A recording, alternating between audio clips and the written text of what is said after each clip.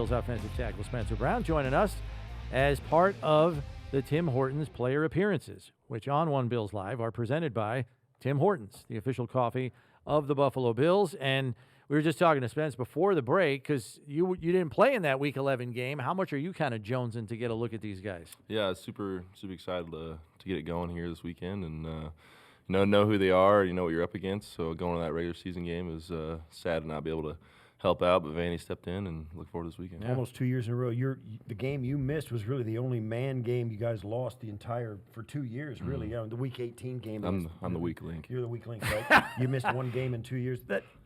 That's really been, it's unusual, no question, but it's also made a difference in games like this where, it is like you just know each other. Mm-hmm. The words you use, the calls you make, it's got to be so familiar. Absolutely, and that's kind of the emphasis this week was, we're not going to switch anything up. You don't need to come up with some new great plan to go out and beat these guys. It's the AFC Championship, and it's one of the line of scrimmage with fundamentals and technique, and like you said, we know each other, so shouldn't be any surprises out there. Right. What do you make of Coach Chrome's working with obviously Coach Brady and really putting a lot of diversity on tape the last couple of weeks with the run game?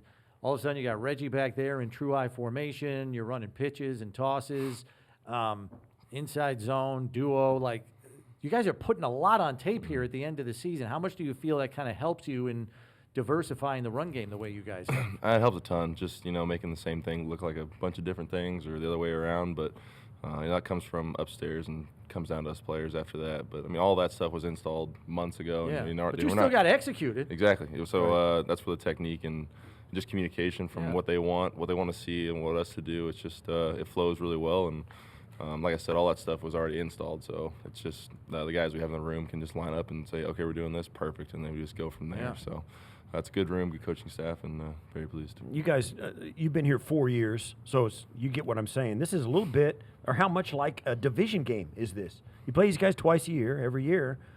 They're familiar. Kind of get to know their rules, everything. How much like a division game is this Chiefs game? It's just another game. I feel like it's AFC Championship, but like you just said, we've played them a bunch and know who they are, whether it's regular season or the postseason meetings we've had with them. But don't just blow it out of proportion. Like, this is the AFC Championship game. It's been 4 years since we've been here. This is my first time winning in the division since I've been here. So. Just perspective, and then realizing it's just another game, it's just another Sunday. Let's just roll it to bed and get it going. Yeah, because there's a healthy number of guys on this roster who know what it's like to play in Arrowhead too, noise-wise, crowd noise, all that stuff. And obviously you guys will probably be operating a good deal on silent count.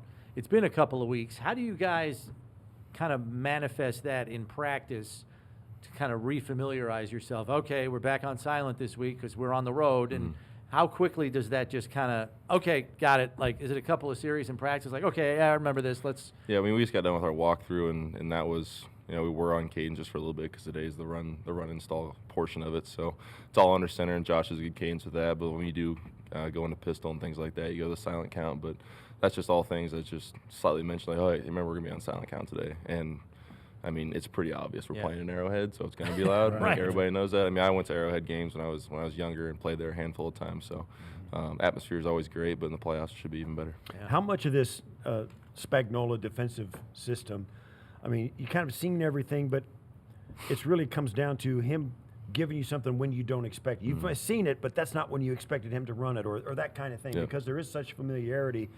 Those artful play callers are the ones that both Joe Brady and Spagnuolo. And for you guys up front, when do you realize they're giving you something that you didn't expect? Is it after the snap? Is it before the snap when you think, hey, wait a minute? Yeah, that kind of stuff. It's just, all the new stuff we're doing with the pre-snap and kind of helping Josh ID, and then Josh will come up and, fix us if we need to, if we're going the wrong way or we don't see it, and he's just making sure. But that's just all checks, and like I said, making stuff look a different way, and then kind of vice versa. Defensive coordinators can do that just as easy as offensive coordinators, and Spagnuolo is one of the best in the business, and it's always a challenge, but I think we have a good game plan going in there. I realize that it's the running back's job to read you guys, and you got three guys with somewhat different styles, so to speak. What is their kind of communication with you? We heard earlier in the season, David sometimes in the huddle will tell those guys, hey, this play's opening up over here, so just so you're prepared for where this thing's going to probably crack. Does it go beyond that, though, with those guys, knowing their running styles? I mean, you're just looking at the guy in front of you and taking care of your blocking assignment. I'm just kind of curious if there's some back and forth in terms of, dialogue between you guys and the backs. Yeah, it's just not a lot of back and forth. It's pretty much us like, hey, this is what's going to happen. Good luck out there. Hopefully you see it. But, Ray, Ty, and James, they all have their own little wrinkle of what they bring to the offense. And if we see something we didn't plan for, we run a play a couple times, and it's all right, but not great. And that's combined on us and the running back. So it's just get on the same page with them. And they're super accepting of that and pick it up pretty quickly. So it's good to have that trio in the backfield. So you got Josh and doing all the stuff they do offensively in the backfield, pistol, gun, under center. How have you seen this offense evolve because of Josh and his ability to be more aware of what's going on around him? How much has this offense moved from the 4 years you've been here from where it was? Cerebral is the word I would use. Yeah, there Good you word. go. Great word. Josh loves it when you call him 50 cerebral. center He's right just there. a cerebral Josh guy. loves it when you call him cerebral. I'm sure. But I mean, that's just growth as players, and Josh is in that as well. I know he's been paid. He's an MVP candidate. And he's the quarterback of a great team, but it doesn't stop with him either. So he's just elevating his game, and that's what the pre-snap motion stuff like that, helping the O-line out. Communication has been flawless. So there's a lot going into it. What about you? I mean, you've signed an extension. This is your fourth year. All of that stuff. How have you changed as a tackle? Because you struggled with. You were getting injured. You're getting surgery every off season. Yeah. And 2 for 3. Yeah, there you go. So, how have you changed? And like now that you're a finger quote veteran. Oh yeah, that's a finger quote's good. Not a cerebral vet, but young vet. We'll call you a young veteran. But just let's just grow with yourself and being super honest with what you need to work on. And I feel like as a professional, that's what we have to do. I'm lacking in this, and people might see it, but I was the first one to see it. Like, I know when I get beat, or I know when technique wasn't that great. So it's good to have good technique. It's better to have it all the time. Yeah. And that was something that I lacked. And when Cromer came in, he really elevated my game, as you can just put on the tape and see that. But I'm not the only guy it's happened to. Saibo came in as a rookie and started every single game, and I think he's given up 1 sack in 2 years. Right. So I mean, Cromer's technique, how he approaches meetings, how he talks to guys. Not everybody's the same. So Cromer's really good about noticing that and developing a player into their strengths. Like, hey, this works for some guys, this might not work for you. Yeah, he caters Test it to you. figure exactly. Yeah. He's not like force it down your throat. This is how I run the offensive line.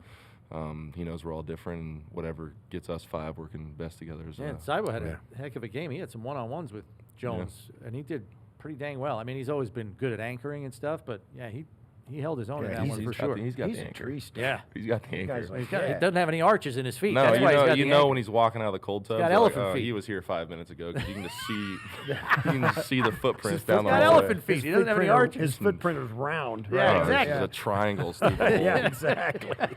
All right, time now for this week's Timbits Timeout, presented by, of course, Tim Hortons, where we ask the fans to ask the players a unique question. So this one comes from Jessie, and she says, "Dear Spencer," very formal, "please describe what the team vibes are as far as beating the Chiefs in Arrowhead. Getting to the Super Bowl means everything to the Bills fans. What does it mean to you? Go Bills." So what's it mean to me and the team? Yeah. I think the team vibes right now are just everybody's kind of calm, relaxed. We're all professionals at the end of the day, so how you can handle that and put yourself in the best headspace or mindset, as Coach McDermott likes to say. And I think everybody's just calm and cool right now, and then when we wake up on Sunday, we'll get ready to roll. But for myself, I came from a super small town, 1,200 people. Yeah. I graduated with 30, so for me to walk out of there with a Super Bowl would be pretty insane, and along with the rest of the guys. But I'm really curious to see what Buffalo's like. Hopefully you can drive down the roads with the parade and everything. Probably not. People probably won't work for a month here. if That's that all right. happens. We should all party. Yeah, I know. I'm Speaking putting of in for time party, off, yeah. speaking of party, it's going to be a party from Southwest Iowa. So for the Bills Mafia that are going to this game, should they just look for the biggest gaggle of 79 jerseys they can find, and they know those Absolutely. people are from Southwest Iowa? Absolutely. And I grew up 2 hours from Arrowhead, and whenever we played there in the regular season or playoffs, a ton of people come down. And it's almost like a home field advantage kind of for me, because this is the closest I am to my home all year long. So I'm super comfortable going to Arrowhead, and I know I have 40 people there that have been watching me since I was a kid. So super home field for me. Awesome. Good Well, stuff. thanks for the time. Congratulations. Stay in one piece. Play well. Absolutely. Thank you, guys.